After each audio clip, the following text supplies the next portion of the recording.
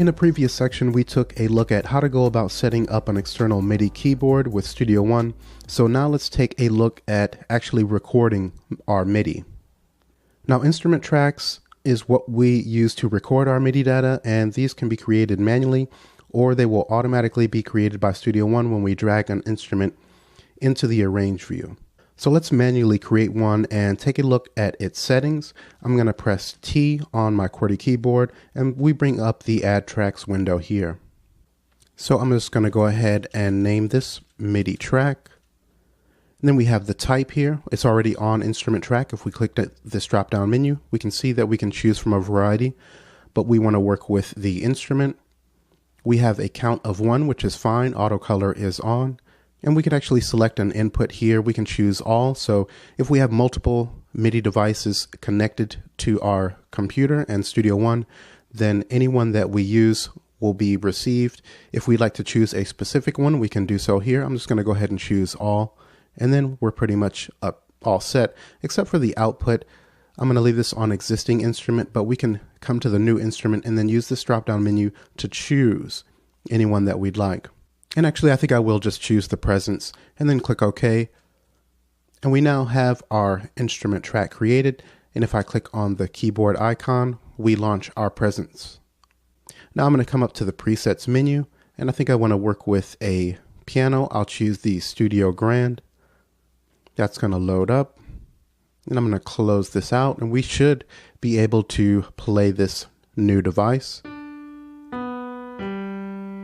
Okay, our MIDI information is being received and triggering our presence. Now we have a couple of settings we want to take a look at within our instrument track. Up at the very top, we can select what instrument we would like for this track to trigger. So right now we only have one instrument loaded, that's our presence, but that's already selected. But just know that you can come up to this top drop-down menu and choose any VST instrument that is loaded within your song from there. Now at the bottom, we've seen this in the Add Tracks dialog, where we can select all MIDI inputs or a particular device that we have connected. At the bottom, we also have Configure, which is going to take us to the external devices in our options menu if we need to make any adjustments to our external MIDI device. I'm going to go ahead and cancel out of there. And the last thing to understand about our MIDI or instrument tracks is that they do not produce any audio on their own. It's only the VST instrument that is attached to them. So when we create a instrument track, if I press T and then just call this test, and then we'll use existing, I'll click OK. Let's expand that out. You can see that this is not directed towards any instrument. We can see our presence there, but we're set to none. And if I F3 to open up the console, I'm going to close out the browser as well. We can see we only have a channel for the presence. And that is because this channel is attached to that instrument.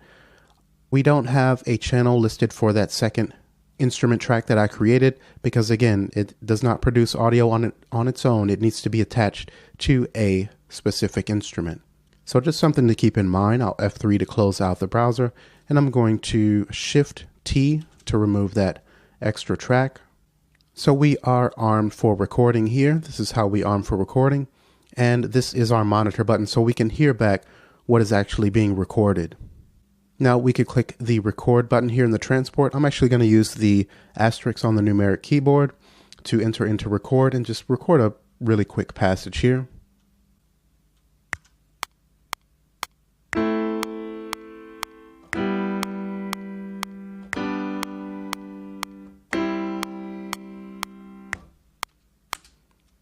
Okay, so we have recorded our MIDI instrument or our VST.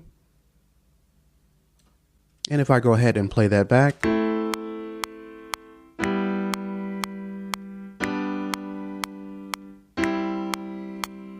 we can hear our performance. Now by default, we're going to work in a mix mode so that if we record any more on this track and over this event in particular, this MIDI part, our performance is going to be added to this. So let me go ahead and enter into record again.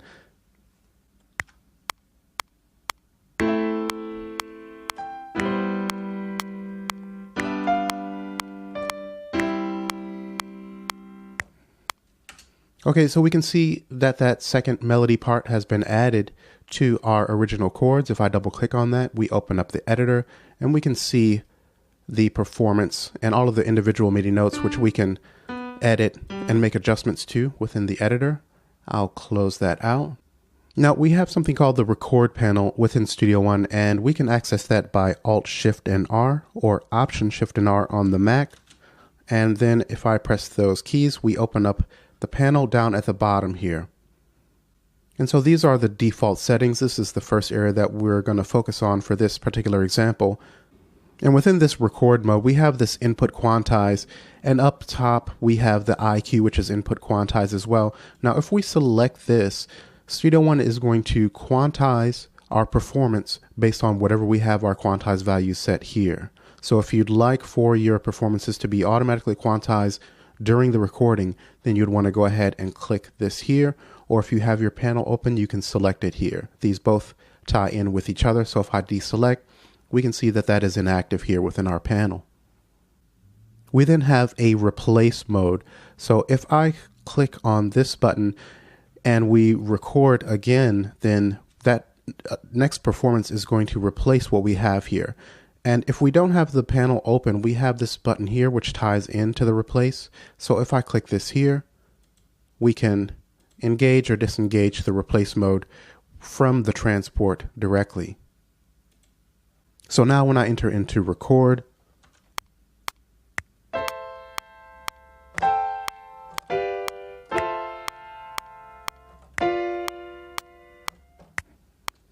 okay, we can see we don't hear back that original performance and we replace it with this new part. If I move that, it is not beneath there. So just know if you'd prefer to work in a replace mode, then you can click the button here in the transport or open up the panel and choose replace.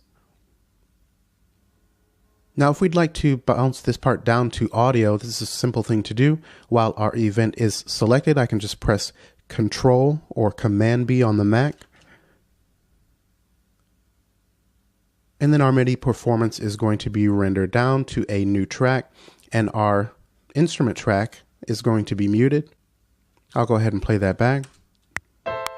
And we can see that we are playing back and hearing our audio track. Now take note that if I open up our presence, we can see that that's still powered on. So just know that when we bounce our audio tracks down, the VST instruments will not be powered off, and they're still going to be taking up some sort of processing power. But we do have the option to transform a track, or sort of a freeze function. And let's take a quick look at that. I'm going to delete out that bounced audio and Shift T to remove the audio track out. And this MIDI part is muted, so I'm going to choose the mute tool and unmute that. Let's come back to the arrow tool. And then now if I right click on this track in the track column, we can see in the center area here we have transform to audio track. I'll go ahead and select that. And we have options here that we can choose from, render inserts. So if we had any, say, reverb or compression on the insert of our instrument track, those will be included. We can preserve the instrument track state. So if you'd like to be able to come back to the instrument and the original MIDI part, you'd want to leave that checked. And we'll see how that works in just a second. We can remove the instrument. I'll go ahead and leave that checked. And we can add its tail to that track. If we have, say, reverb on the instrument, then we want to include a certain amount of time at the end to capture the reverb at the end of the performance. So I'm going to go ahead and click OK. Okay, so we can see now that we have audio here representing our performance. We didn't create a new track. And if I go ahead and play back,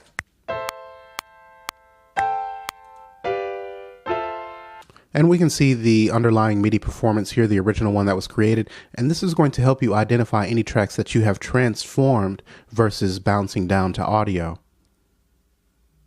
And let me open up the mix console, and if we take a look at our instruments panel, we can see there are no instruments within our song. That presence that we loaded in with the piano has been removed. So again, if you're working on a song that has a high track count and you've got a lot of instruments loaded and you need to free up some of the CPU usage, then this is one method that you can make use of. I'll close out the console, And then if we would like to return to the original state and make any adjustments to the MIDI performance, etc., we can right-click again in the track column on that instrument track and then choose to transform to instrument track. I'll go ahead and select that. And now we are back to our original state with our MIDI performance. And if I click on the instrument icon, we load our presence up and it's powered on, ready to go.